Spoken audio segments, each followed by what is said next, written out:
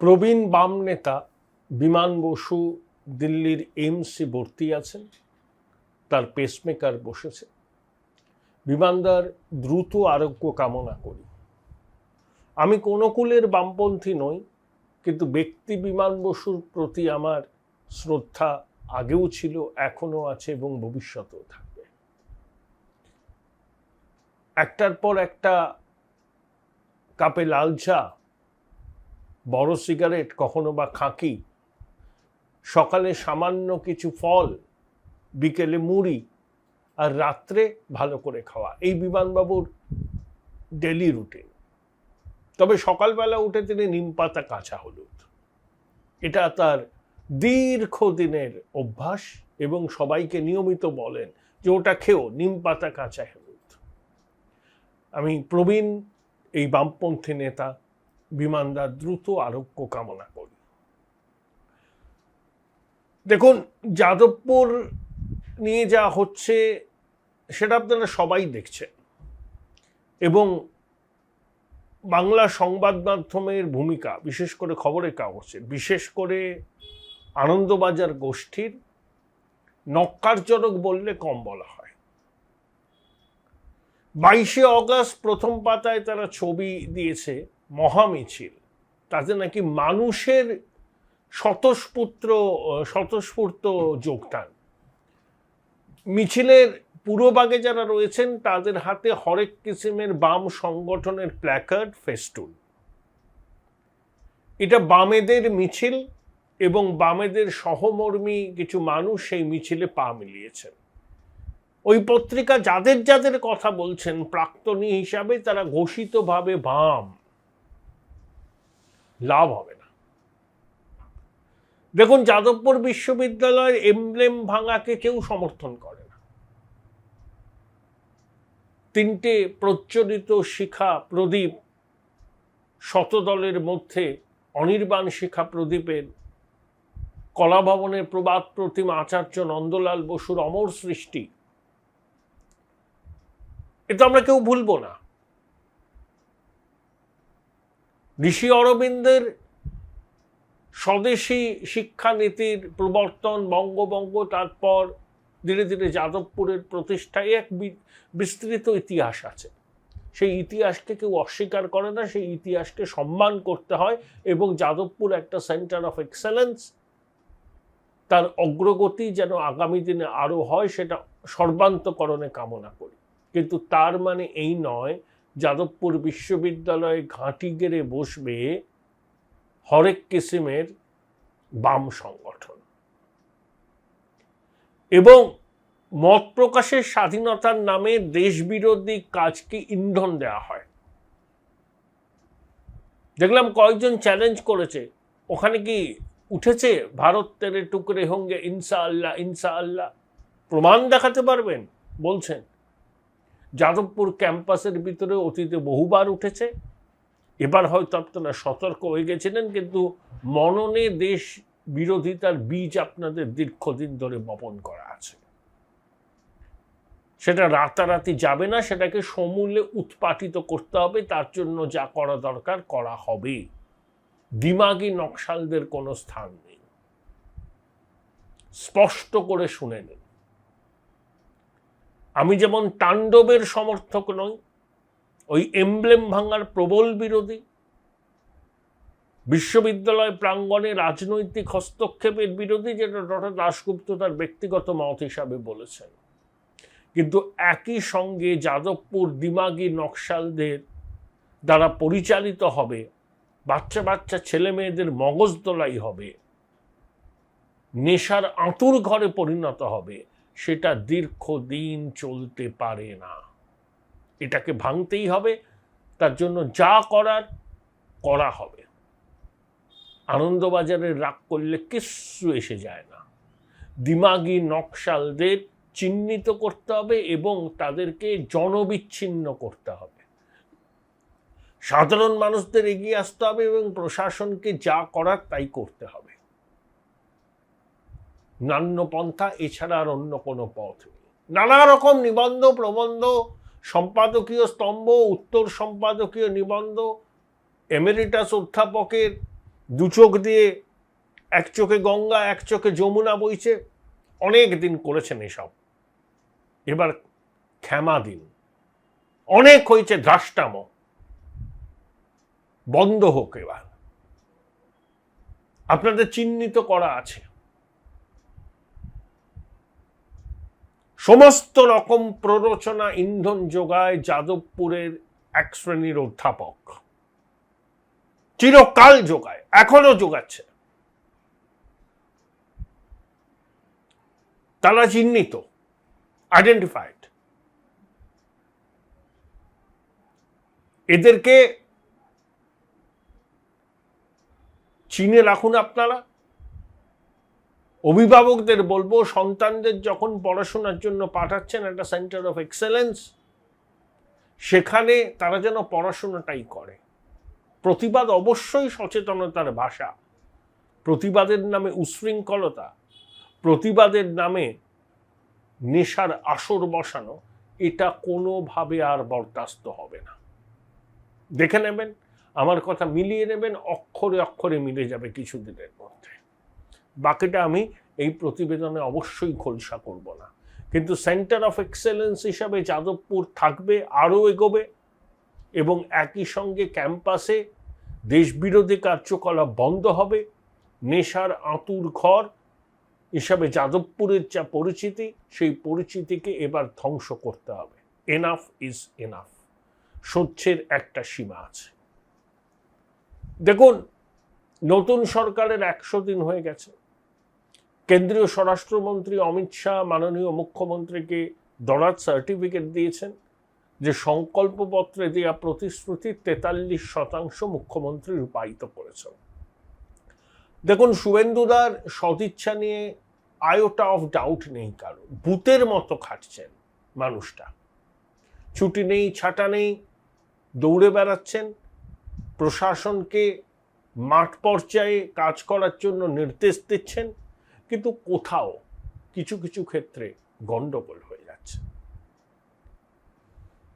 সেই জন্যই আমার এই প্রতিবেদন। আমি মাননীয় মুখ্যমন্ত্রীকে বলবো, যদি সময় হয় এই প্রতিবেদনটি দেখবেন, আপনি দেখেন আমাদের প্রতিবেদন, কারণ আমরা তো আপনার সরকারের সমর্থক, আপনার শুভচিন্তক, কিন্তু কিছু কিছু কথা বলতেই হবে। আমার মনে হয় এই কথাগুলো এখনই বলা দরকার, না হলে অনেক দেরি হয়ে যাবে। দেখুন, অন্নপূর্ণা ভাণ্ডার এবং আয়ুষ্মান ভারত দুটোই এই সরকারের ফ্ল্যাগশিপ প্রকল্প। আমি প্রথম থেকে বলে এসছি, আমার পুরনো প্রতিবেদন যদি কেউ দেখেন, যে অন্নপূর্ণা ভাণ্ডারের এবং আয়ুষ্মান ভারত প্রকল্পের রোল আউট একদিনে করা উচিত ছিল, তাহলে তার ইম্প্যাক্ট অনেক বেশি হতো। রাজ্যের সর্বত্র, উত্তর থেকে দক্ষিণ, মাতৃশক্তি পথে নেমে বিক্ষোভ দেখাচ্ছেন। কোথাও জেলা শাসকের দপ্তরে, কোথাও বা মন্ত্রীর বাড়ির সামনে, যেমন মালতী রাভা মন্ত্রী, তার বাড়ির সামনে। মাননীয় মন্ত্রী অগ্নিমিত্রা পাল মেদিনীপুরে বৈঠক করতে গিয়েছিলেন, সেখানেও তাকে প্রশ্নের মুখে পড়তে হয়েছে। বৈঠক থেকে বেরিয়ে তিনি মাতৃশক্তির সঙ্গে কথা বলে তাদের শান্ত করেন। এই যে ক্ষোভ যেটা আমরা দেখছি, সেটাকে বিরোধীদের চক্রান্ত বলে উড়িয়ে দিলে ভুল হবে।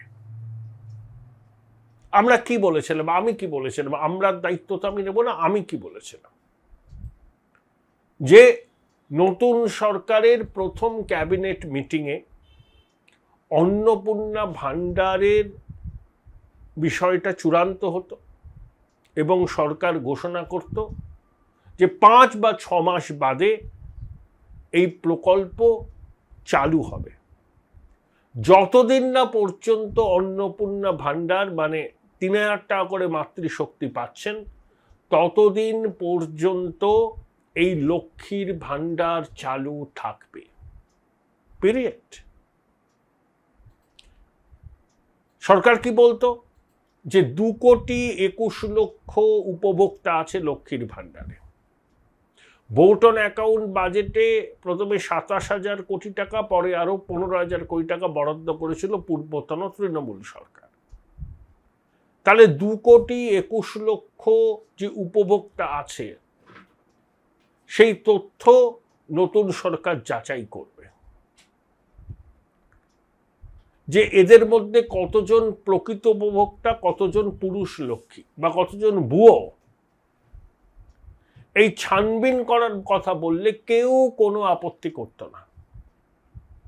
এবং তারপর অন্নপূর্ণা ভাণ্ডার কারা পাবেন, কারা পাবেন না, সরকারের উচিত ছিল একেবারে প্রথমে এটাকে পরিষ্কার করে বলে দেওয়া। কোনো কনফিউশন থাকতো না। যতদিন না অন্নপূর্ণা ভাণ্ডারের তালিকা প্রস্তুত হচ্ছে ততদিন সবাই লক্ষ্মীর ভাণ্ডার পেতেন। যখন তালিকা প্রকাশ হলো তখন লক্ষ্মীর ভাণ্ডার বন্ধ হলো, অন্নপূর্ণা ভাণ্ডার চালু হলো। দেখুন, সরকারি ফর্ম ফিল আপ, তার যে বিভিন্ন ক্রাইটেরিয়া, বিভিন্ন মানদণ্ড আছে, যা একটা প্রান্তিক পরিবারের গৃহবধূ বা মা বুঝবেন সম্ভব, অনলাইন পোর্টালে আপলোড করা তার পক্ষে সম্ভব নয়, এটা বুঝতে হবে। এখন সরকার বলছে 351টা ব্লকে বিডিওকে নির্দেশ দেওয়া হচ্ছে শিবির করার। ভালো উদ্যোগ, কিন্তু প্রশ্নটা হলো এই তাড়াহুড়োটা করার খুব একটা দরকার ছিল না। সরকার তো দিতই, সংকল্পপত্রে বলাই ছিল, 6 মাস দেরি হতো, তাতে এমন কিছু অসুবিধা হতো না। এই যে পরিস্থিতিটার মুখোমুখি হতে হচ্ছে, এই যে খবরের কাগজে খবর হচ্ছে, চ্যানেলগুলো দেখাচ্ছে, বিরোধীরা রাজনীতির রুটি শেখছে, এই সুযোগই তারা পেতেন না। 2, দেখুন, সরকারি প্রকল্পকে তৃণমূল স্তরে পৌঁছে দেওয়ার জন্য দলীয় সংগঠনের একটা গুরুত্বপূর্ণ ভূমিকা থাকে। বিজেপির দলীয় সংগঠন কোথায়? আমি নিজের একটা অভিজ্ঞতা বলছি। আমি মানিকতলা বিধানসভা কেন্দ্রের ভোটার, 32 নম্বর ওয়ার্ডে থাকি। আমার বাড়ির উল্টো দিকে বিজেপির একজন মাঝারি মাপের নেতা আছেন, কলকাতা জেলা বিজেপির সঙ্গে যুক্ত। তা আমাকে অনেকে ফোন করে বলেছিলেন যে ভাই এটা একটু দেখো না, আয়ুষ্মান ভারতের বিষয়টা বুঝতে পারছি না, আমাদের বাড়িতে গৃহ সহায়িকার যারা কাজ করেন তারা এই অন্নপূর্ণা ভাণ্ডারের আবেদন বারবার করে প্রশ্ন করেছে। আমি সেই ভদ্রলোককে ফোন করেছিলাম, বললাম যে দাদা এগুলো দেখো একটু। বলে হ্যাঁ হ্যাঁ হ্যাঁ অর্কদা দেখবো, আপনাদের ওদিকে গিয়ে ক্যাম্প হবে। ওই যে মুখে বললো 2 মাস আগে, তারপরে আর টিকিটই নেই তার। মানে সংগঠন বলে সেই অর্থে কিছু নেই, সব হাওয়ায় হাওয়ায়। হ্যাঁ, মেদিনীপুরে আছে, উত্তরবঙ্গে আছে, কিন্তু কলকাতা সহ 2 24 পরগনা, হাওড়া, হুগলিতে আগের থেকে সংগঠন হয়তো ভালো হয়েছে, সরকারে এসছে, কিন্তু সংগঠন বলতে যা বোঝায় যে একেবারে তৃণমূল স্তরে সরকারি পরিষেবাকে পৌঁছে দিতে গেলে দলীয় সংগঠনের একটা গুরুত্বপূর্ণ ভূমিকা থাকে। পরিতাপের বিষয় হলো দলীয় সংগঠনের সেই ভূমিকাটা চোখে পড়ছে না। দলীয় সংগঠন যদি মজবুত থাকতো তাহলে এই বিভ্রান্তি কাটানো যেত। তারা বাড়ি বাড়ি নিয়ে যেতেন ফর্ম, মায়েদের, দিদিদের, বোনেদের, মাসিমাদের বলতে মাসিমা এইগুলো লাগবে, আমরা বসে আছি, তুমি নিয়ে আসো, আমরা করে দিচ্ছি ফিল আপ। কোথায়? নেই তো। এটা বড় বড় একটা ত্রুটি, সাংগঠনিক ত্রুটি, শ্রমিকবাবুদের নজর দিতে হবে। 3, দেখুন আমাদের এই যে প্রশাসন, তার নিচের তলাটা বিগত 15 বছরে একেবারে পচে গেছে, জানেন তো, গন্ধ বেরোচ্ছে, দুর্গন্ধ। এই প্রশাসনের নিচের তলায় অনেক রকম সাবোতাজ হচ্ছে। প্রকৃত মানে যার পাওয়া উচিত সে পাচ্ছে না, তার নাম তালিকায় ওঠেনি, যার পাওয়া উচিত নয় সে তার নাম তালিকায় উঠে গেছে। এই কাজ যারা করছেন তাদের উপর কঠোর নজরদারি। আপনি রাতারাতি প্রশাসনের খোল লঞ্চে বদলাতে পারবেন এটা ঠিক, কিন্তু প্রশাসনকে একটা ঝাঁকুনি দেওয়ার উদ্যোগ শুভেন্দুবাবু নিয়েছেন, কিন্তু এখনো সেটা নিচের স্তরে পারকোলেট করছে না। দেখুন, সরকারের যারা, সরকারটা কি, সরকারটা হচ্ছে chief secretary, home secretary, DG, CP, ব্যাস এটাই সরকার।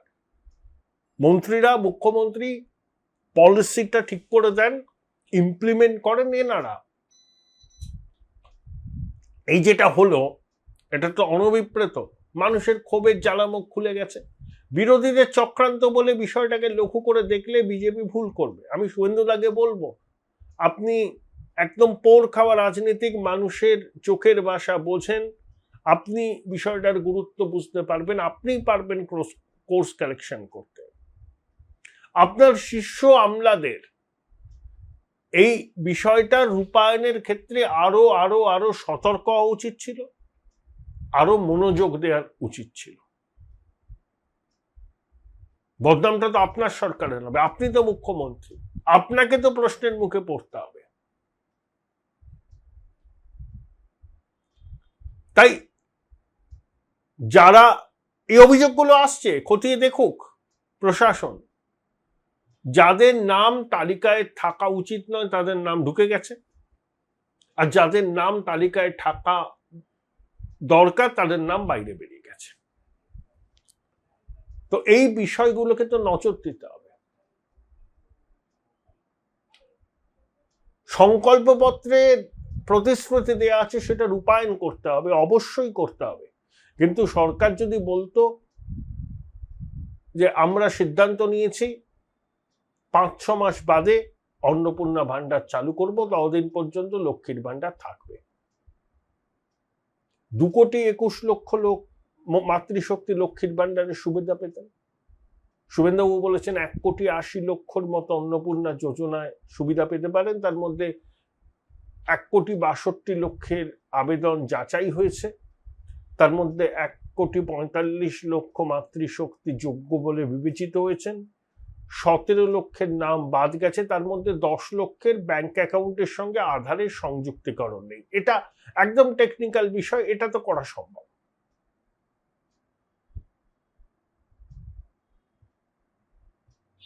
কিন্তু বিজেপি তো বলেছিল যারা যারা লক্ষ্মীর ভান্ডার পান তারা সবাই অন্নপূর্ণা ভান্ডার পাবেন নির্বাচনের আগে। এখন যদি মাতৃশক্তি মনে করে যে যা প্রাক নির্বাচনী প্রতিশ্রুতি দিয়েছিল সেই প্রতিশ্রুতি পূরণ করছে না,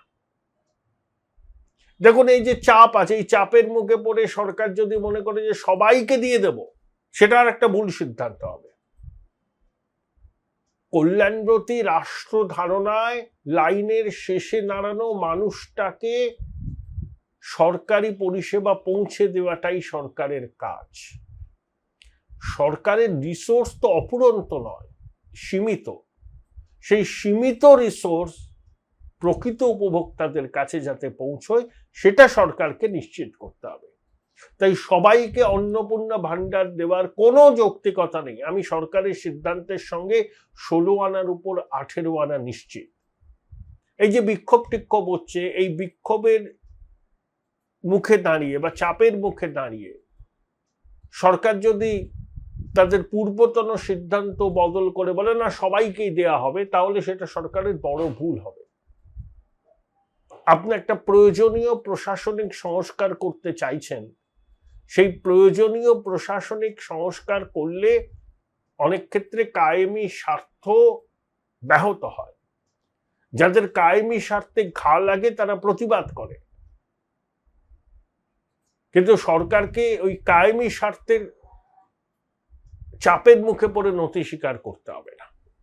যা সিদ্ধান্ত সরকার নিয়েছে সঠিক, সবাই অন্নপূর্ণা ভান্ডার পাবেন না, পাওয়ার কথা নয়। সরকারি রিসোর্স সীমিত, প্রকৃত উপভোক্তারা যাতে এই প্রকল্পের সুবিধা পায় সেটা এনশিওর করতে হবে। তার জন্য প্রশাসনকে ঝাঁপিয়ে পড়তে হবে। ল্যাকাডেইজিক্যাল অ্যাটিটিউড চলবে না। এবং বিজেপির দলকারে তাদের সরকার বলছে শ্যামাপ্রসাদের সরকার, তাহলে দল কোথায়? দলীয় সংগঠন যদি এত দুর্বল হয়, বিশেষ করে কলকাতা এবং দক্ষিণবঙ্গের অনেকগুলো জেলায়, তাহলে সরকারি প্রকল্পের সুবিধা কি করে সাধারণ মানুষের কাছে পৌঁছে দেওয়া যাবে? একজন সাধারণ মাতৃশক্তির পক্ষে সম্ভব এই 12 পাতার ফর্ম ফিল আপ করে পোর্টালে আপলোড করা? হ্যাঁ, প্রশাসন তাদের মতো সহায়তা করবে। দল কোথায়? দল একদম নেই তা বলছি না, কিন্তু যে পর্যায়ে দলকে মাঠে নামা উচিত ছিল নামেনি। কপালে গেরুয়া তিলক, গলায় গেরুয়া উত্তরীয়, জয় শ্রীরাম জয় শ্রীরাম, ভারত মাতা কি জয় বলে দাপাচ্ছেন, মিছিল করছেন, মিটিং করছেন, কিন্তু সরকারের সঙ্গে জনগণের সেতু বন্ধনের কাজটা তো দলীয় কর্মীরা করেন। তারা কোথায়? They were conspicuous by their absence. কেউ কিছু বলছে না। বিধায়ক চলে যাচ্ছেন ফিতে নিয়ে ফ্ল্যাট মারতে, একজন বিধায়ক বলছেন সারা রাত তাণ্ডব চলবে। আপনাদের কাজ এটা? তার থেকে তো মানুষের পাশে গিয়ে দাঁড়ান, অন্নপূর্ণা ভান্ডারে ফর্মটা ফিল আপ করতে সহায়তা করুন, তাহলে মানুষ আপনাদের আশীর্বাদ করবে।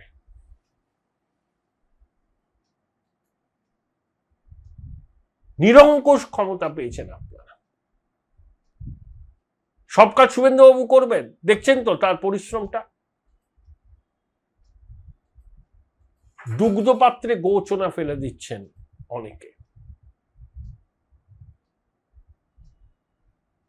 এই যে শুভেন্দুবাবু উত্তরবঙ্গে গেছেন, অমিতজি কি বলেছেন? প্রম্পট অ্যাকশন নেন, যে ফোনে বললেই কাজ হয়ে যায়, চিঠি তো পরে আসে। এই যে জমি তুলে দিয়েছেন সীমান্ত সুরক্ষিত রাখার জন্য, যেটা ভীষণ দরকার। এই জন্য চোপড়া, তারপরে কিষানগঞ্জ, তারপরে আসামের ধুবড়িতে ইন্টিগ্রেটেড ব্যবস্থা হচ্ছে ওই চিকেন নেককে সুরক্ষিত রাখার জন্য। অতিরিক্ত ম্যান পাওয়ার ডিপ্লয় হবে, অত্যাধুনিক প্রযুক্তি হবে। অমিতজি বলেছেন আগের সরকারের কাছে চেয়েও জমি পায়নি, শেষে একবার দিদিমণি নাকি রাজি হয়েছিলেন, পরে আর দেননি। শুভেন্দুবাবু কথা রেখেছেন, কাজ করছেন। কিন্তু আমি শুভেন্দুদাকে বলবো, দাদা তুমি যে কাজ করছো এটা সবাই জানে, তোমার সদিচ্ছা নিয়ে কারোর কোনো প্রশ্ন নেই, কিন্তু তোমার আমলাতন্ত্রকে স্ট্রিমলাইন করো। এই আমলাতন্ত্রের নিচেরটা পচে গেছে, সাবোতাজ করতে পারে এরা। বদনাম আপনার সরকারের হবে। কনফিডেন্সটা বেশ লো দেখছি। রিসেন্টলি টেস্ট করিয়েছো? হ্যাঁ ডাক্তারবাবু, প্রি টেস্টের পরের দিনই করিয়েছি। ও, তুমি মাধ্যমিক দেবে? তাহলে মক টেস্ট করো। এই নাও মৌলিক লাইব্রেরি সম্রাট এক্সক্লুসিভ মক টেস্ট পেপার। এতে পাবে প্রতিটি বিষয়ে অধ্যায় ভিত্তিক গুরুত্বপূর্ণ নমুনা প্রশ্নপত্র, ইংরেজি, গণিত, আনসিন লেখার বিস্তারিত টিপস, আর প্রতিটি সাবজেক্টের এক্সপার্ট ওপিনিয়ন, যা তোমার কনফিডেন্সকে ফিরিয়ে আনবে মাধ্যমিকের আগে। সম্রাট এক্সক্লুসিভ মাধ্যমিক মক টেস্ট পেপার, এক্সামের কনফিডেন্স বুস্টার। বোলপুর শহরের কোলাহল থেকে মাত্র 20 মিনিট দূরেই রয়েছে সুন্দর রিসর্ট, যেখানে পেয়ে যাবে স্পেশিয়াস আর এস্থেটিক্যালি ডিজাইন রুম। তোমরা যারা গ্রুপে যাও তাদের জন্য আছে কমফোর্টেবল গ্রুপ স্টে অপশন, আর কাপলদের জন্য রয়েছে লাক্সারিয়াস সুইট রুম, তার উপর আবার ফ্ল্যাট 10% অফ। এখানে প্রকৃতির মাঝে তোমরা পেয়ে যাবে একটা সুন্দর সুইমিং পুল, ছোটদের জন্য প্লে এরিয়া আর একটা এস্থেটিক সেলফি কর্নার। প্রপার্টিটা পুরোটাই পেট ফ্রেন্ডলি, আর এখানে আছে অনেক কিউট ছোট ছোট র্যাবিটস। সকালের ব্রেকফাস্ট থেকে ডিনার পর্যন্ত পেয়ে যাবে একদম হোমলি কমফর্ট ফুড, যা এক কথায় অসাধারণ।